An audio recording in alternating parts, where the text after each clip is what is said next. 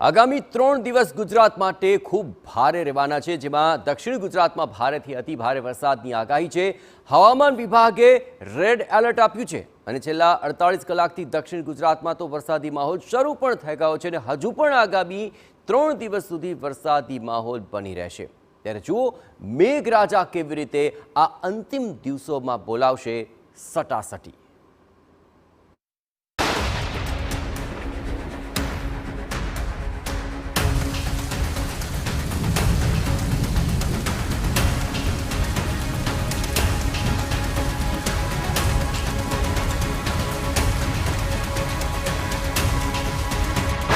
બોતેર કલાક છે ખૂબ ભારે।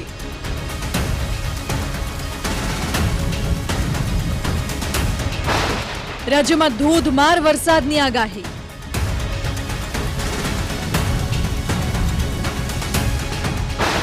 દક્ષિણ ગુજરાતમાં વરસાદનું રેડ એલર્ટ। સૌરાષ્ટ્રમાં પણ ભારે વરસાદની ચેતવણી। રાજ્યમાં વરસાદી માહોલ જામ્યો છે। છેલ્લા 24 કલાકમાં અનેક જિલ્લાઓમાં મુશળધાર વરસાદ પડ્યો છે। ખાસ કરીને દક્ષિણ ગુજરાતમાં ભારે વરસાદ થયો છે અને હજુ પણ આગામી 72 કલાક સુધી રાજ્યમાં ધોધમારની જ શક્યતાઓ છે। હવામાન વિભાગે દક્ષિણ ગુજરાતમાં ભારેથી અતિ ભારે વરસાદની ચેતવણી આપી છે। માત્ર દક્ષિણ ગુજરાત જ નહીં પરંતુ સૌરાષ્ટ્રમાં પણ ધોધમાર વરસાદ વરસી શકે છે। સાથોસાથ મધ્ય ગુજરાત અને ઉત્તર ગુજરાતમાં પણ વરસાદની શક્યતાઓ છે। સૌથી પહેલા સાંભળો હવામાન વિભાગની શું ધોધમાર વરસાદને લઈને છે આગાહી, જે બાદ આપને છેલ્લા 4 મહિનાના વરસાદનો હિસાબ પણ આપીશું। आज का जो फोरकास्ट है अगले 3 दिन तक भारी से अति भारी का फोरकास्ट है गुजरात रीजन के लिए और सौराष्ट्र कच्छ के लिए भी भारी टू अति भारी फोरकास्ट है गुजरात सौराष्ट्र कच्छ रीजन के लिए। डे 1 में जो गुजरात रीजन है हेवी टू वेरी हेवी और एक्सट्रीमली हेवी रेनफॉल होने का चांसेस है आइसोलेटेड जगह में। और जो डिस्ट्रिक्ट आज रेड वार्निंग दिया गया है वो है वलसाड और जो ऑरेंज वार्निंग दिया गया है सूरत, नवसारी, तापी और डांग डिस्ट्रिक्ट के लिए। और उसका जो नॉर्दर्न जो उत्तरी डिस्ट्रिक्ट है मेनली साउदर्न गुजरात रीजन में वो उसमें हेवी रेनफॉल होने का चांसेस है। अहमदाबाद में हेवी रेनफॉल होने का भी चांसेस है आज। और सौराष्ट्र कच्छ में आपका जो अमरेली डिस्ट्रिक्ट है इसमें अति भारी बारिश होने का चांसेस है। और भावनगर और गिर सोमनाथ में भारी बरसात की संभावनाएं है। અમદાવાદમાં બુધવારે સાંજે ધોધમાર વરસાદ પડ્યો હતો। ત્યારે હવામાન વિભાગની આગાહી છે કે અમદાવાદમાં હજુ પણ આગામી દિવસોમાં ધોધમાર વરસાદ પડી શકે છે। અમદાવાદમાં આગામી દિવસોમાં ભારે વરસાદની પણ શક્યતાઓ છે। साइक्लोनिक सर्कुलेशन मध्य महाराष्ट्र में उत्तरीय जो मध्य महाराष्ट्र क्षेत्र है एक साइक्लोनिक सर्कुलेशन परसिस्ट कर रहा है, इसके लिए बारिश का संभावना है। सर अहमदाबाद में क्या स्थिति रहेगी? अभी आज के लिए अहमदाबाद के लिए लाइट टू मॉडरेट रेन का कोई थंडर शावर का फोरकास्ट दिया गया है। હજુ 28 સપ્ટેમ્બર સુધી રાજ્યમાં ભારે વરસાદની શક્યતા છે। 30 સપ્ટેમ્બર સુધી ગુજરાતના કેટલાક વિસ્તારોમાં છૂટો છવાયો હળવોથી મધ્યમ પ્રકારનો વરસાદ ચાલુ રહે તેવી સંભાવના દેખાઈ રહી છે। તો 26 થી 28 સપ્ટેમ્બર એટલે કે આગામી 3 દિવસ સુધી ગુજરાતમાં વરસાદનું વધારે જોર રહેવાની શક્યતા દેખાઈ રહી છે।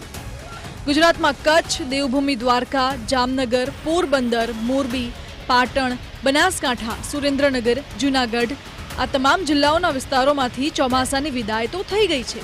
હાલ મધ્ય ભારત પર એક સાયક્લોનિક સર્ક્યુલેશન બનેલું છે અને તેના કારણે ગુજરાત, મહારાષ્ટ્ર અને મધ્યપ્રદેશના વિસ્તારોમાં ભારે વરસાદની શક્યતાઓ દેખાઈ રહી છે।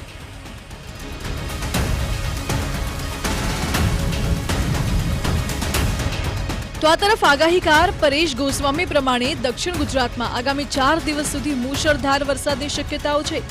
અનેક જિલ્લાઓમાં 5 ઇંચ કરતાં પણ વધુ વરસાદ પડી શકે છે।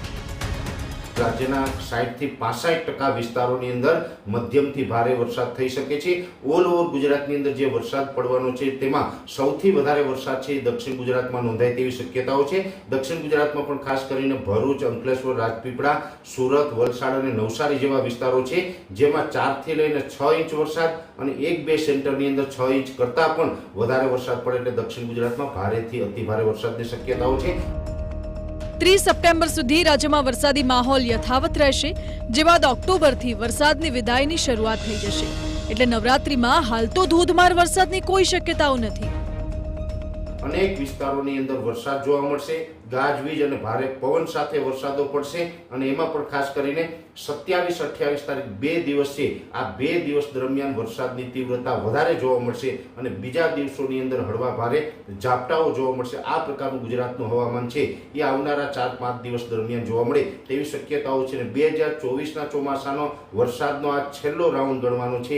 આ વરસાદનો રાઉન્ડ 30 તારીખે પૂર્ણ થાય તે પછીથી ગુજરાતમાંથી ચોમાસાની વિદાય પણ શરૂઆત થઈ જશે અને જે ઓક્ટોબર મહિનાના પહેલા અઠવાડિયામાં હશે એ થંડરસ્ટોર્મ એક્ટિવિટીના ભાગરૂપે લોકલ સિસ્ટમના છૂટાછવાયા ઝાપટાઓ હશે, જેની દરેક મિત્રોએ નોંધ લેવી.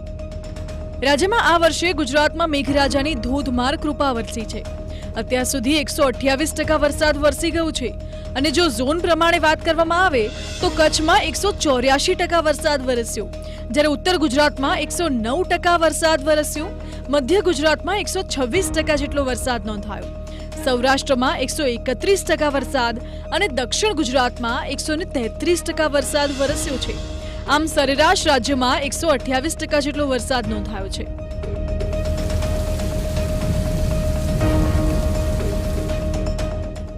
આમ આ વર્ષે મેઘરાજાએ ધોધમાર મહેર તો કરી છે.